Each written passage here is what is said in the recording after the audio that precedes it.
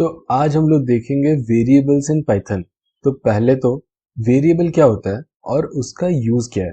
Basically variable एक container है जहाँ पे हम लोग कुछ भी वैल्यू स्टोर कर सकते हैं। सपोज कोई वैल्यू है 10, 20, 30 या फिर कोई स्ट्रिंग जैसे सपोज वेलकम, ये सारे कांस्टेंट वैल्यू है।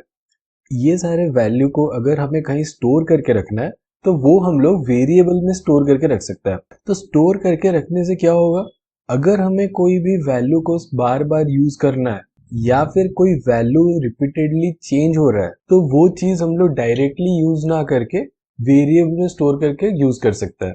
तो यहाँ पे एक एग्जांपल देखते हैं। लास्ट क्लास में हम लोगों ने देखा था प्रिंट फंक्शन। सपोज हमें प्रिंट करना है एक वैल्यू 10, तो ये हम लोग कैसे प्रिंट कर सकते हैं, यहाँ पे रन कर देंगे तो यहाँ पे हमारा 10 प्रिंट हो जाएगा। लेकिन यहाँ पे जो हम लोग 10 यूज कर रहे हैं वो चीज को हम लोग एक वेरिएबल में स्टोर करके भी रख सकते हैं।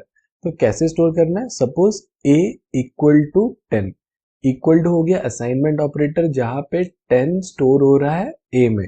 तो यहाँ पे हम लोग 10 प्रिंट ना करके डायरेक्टली a प्रिंट कर सकते हैं। तो यहाँ पे अगर हम लोग डायरेक्टली a प्रिंट करेंगे तो क्या प्रिंट हो जाएगा, 10।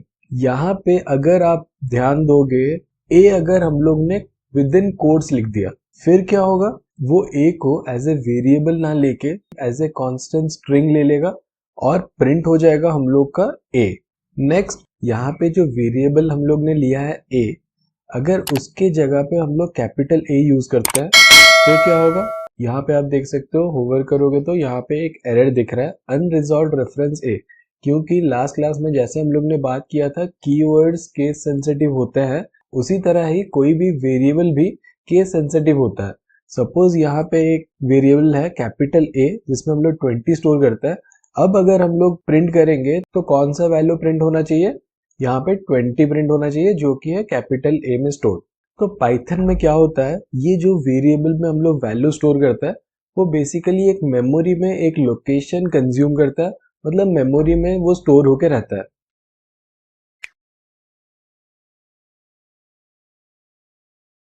तो बेसिकली दूसरे लैंग्वेजेस में अगर आप देखोगे जो भी वेरिएबल होता है वो एक मेमोरी लोकेशन को मैप्ड होता है, लेकिन पाइथन में जो वैल्यू होता है वो मेमोरी लोकेशन को मैप्ड होता है। सपोज फॉर एग्जांपल ये जो वैल्यूज है कौन से लोकेशन में मैप्ड है वो हमें देखना है। तो वो हम लोग कैसे कर सकते हैं, यहाँ पे मैं इसको कैपिटल ए ना लेके यहाँ पे बी कर देता हूँ और यहाँ पे हम लोग क्या करेंगे, आईडी प्रिंट करेंगे किसका, ए का, और आईडी प्रिंट करेंगे बी का। इस चीज को अगर हम लोग एग्जीक्यूट करेंगे तो A10 है और B20 है। आप देख सकते हो अलग अलग आईडीज हम लोग का प्रिंट हो रहा है क्योंकि दो डिफरेंट वैल्यूज है और दो डिफरेंट वैल्यूज दो डिफरेंट लोकेशन में मैप्ड है। लेकिन वहीं पे B में भी अगर हम लोग का 10 स्टोर होता और इसके बाद अगर आप आईडी प्रिंट करोगे तो हम लोग देख सकते हैं यहाँ पे सेम आईडी प्रिंट हो रहा है। मतलब जो वैल्यूज है A और B जिसमें स्टोर्ड है 10 वो दोनों सेम मेमोरी लोकेशन को ही पॉइंट कर रहा है।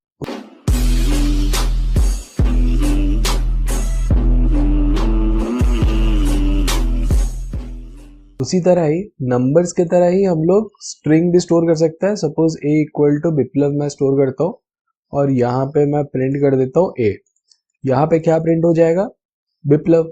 तो यहाँ पे नंबर्स हो गया, स्ट्रिंग हो गया, कोई भी चीज हम लोग स्टोर कर रहे हैं। आप एक चीज नोटिस करोगे यहाँ पे हम लोग ने डेटा टाइप डिफाइन नहीं किया है। तो जैसे हम लोग दूसरे लैंग्वेजेस में करते थे, हम लोग को डेटा टाइप स्पेसिफाई करना पड़ता था कि भाई ये आईएनटी है या स्ट्रिंग है या कैरेक्टर है, जो भी डेटा टाइप है वो हमें स्पेसिफाई करना पड़ता था। लेकिन यहाँ पे वो चीज हम लोग स्पेसिफाई नहीं कर रहे हैं। आप लोग यहाँ पे नोटिस कर सकते हो क्यों नहीं कर रहे हैं, क्योंकि Python is a dynamically typed language. मतलब वो डायनेमिकली रिजॉल्व करता है जो भी डेटा टाइप हम लोग यूज करते हैं। तो इसका मतलब ये नहीं है कि पाइथन में डेटा टाइप होते ही नहीं है।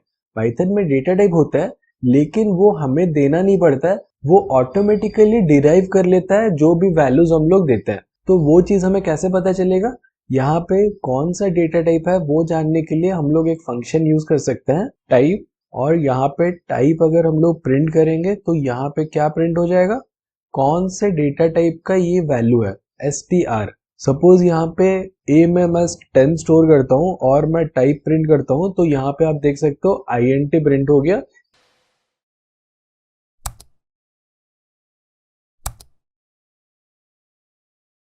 क्योंकि इसका डेटा टाइप हो गया int। तो जैसे पहले हम लोग ने क्या किया था, a equal to 10 b equal to 20 हम लोग ने लिया था और प्रिंट किया था a और b, उसी तरह ही हम लोग दूसरा एक सिंटैक्स है, दूसरा एक फॉर्मेट है जिसे ही हम लोग यूज कर सकते हैं। तो वो क्या फॉर्मेट है, यहाँ पे डायरेक्टली दूसरे डिफरेंट लाइंस में ना लिख के हम लोग क्या कर सकते हैं, a comma b comma c और इक्वल टू 10 कॉमा 20 कॉमा 30, और यहाँ पे हम लोग प्रिंट कर सकते हैं a b और c। अब यहाँ पे अगर आप प्रिंट करोगे तो आप देख सकते हो आउटपुट हम लोग का आ जाएगा 10 20 30। सिमिलरली अगर हम लोग को मल्टीपल वेरिएबल्स में सेम वैल्यू डालना है तो वो हम लोग कैसे कर सकते हैं, a equal to b equal to c equal to suppose 100। तो यहाँ पे तीनों वेरिएबल्स को हम लोग प्रिंट करते हैं, a b c तीनों प्रिंट हो जाएगा 100। तो ये जो फॉर्मेट है ये सारे लैंग्वेजेस में सपोर्टेड नहीं होता है। तो अब हम लोग देखते हैं कुछ स्पेसिफिक रूल्स वेरिएबल क्रिएट करने का। तो जैसे हम लोग ने यहाँ पे एक वेरिएबल लिया था a equal to 10, variable create करने के लिए भी कुछ रूल्स होता है। वेरिएबल हम लोग क्रिएट कर सकते हैं with the help of numbers या फिर कैरेक्टर्स या फिर अंडरस्कोर, और उसमें भी अगर आपका वेरिएबल स्टार्ट होता है नंबर से वो वैलिड नहीं है। आप यहाँ पे देख सकते हो एरर आ गया। उसके बाद अगर कैरेक्टर्स भी डालोगे तो वो इनवैलिड है। सिमिलरली हम लोग के वेरिएबल में स्पेस नहीं हो सकता।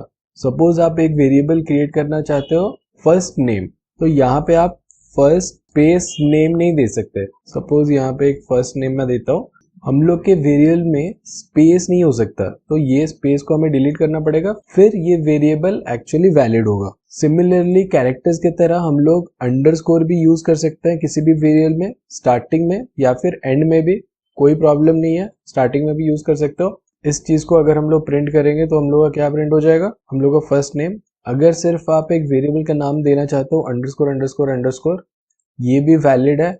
यहाँ पे अगर हम लोग प्रिंट करना चाहेंगे अंडरस्कोर अंडरस्कोर अंडरस्कोर तो फिर क्या प्रिंट हो जाएगा, सेम नेम। लेकिन यहाँ पे अंडरस्कोर के अलावा अगर हम लोग कुछ भी स्पेशल कैरेक्टर यूज करना चाहते हैं, ABC डॉलर, ये इनवैलिड है। सिर्फ एक ही स्पेशल कैरेक्टर्स हम लोग का अलाउड होता है वेरिएबल नेमिंग में, वो है अंडरस्कोर। उसके अलावा कोई भी स्पेशल कैरेक्टर्स अलाउड नहीं है।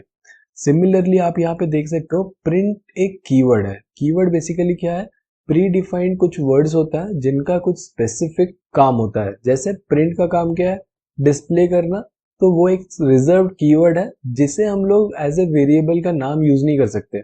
यहाँ पे अगर आप ट्राई करोगे प्रिंट एक वेरिएबल का नाम देने के लिए और उस चीज को यहाँ पे आप प्रिंट करना चाहोगे तो यहाँ पे आप देख सकते हो str object is not callable. तो ये थे पाइथन के वेरिएबल्स और उनके कुछ रूल्स, कैसे आप वेरिएबल्स क्रिएट कर सकते हो। वीडियो अच्छा लगा हो तो लाइक कर दीजिए। नेक्स्ट वीडियो मिलता है।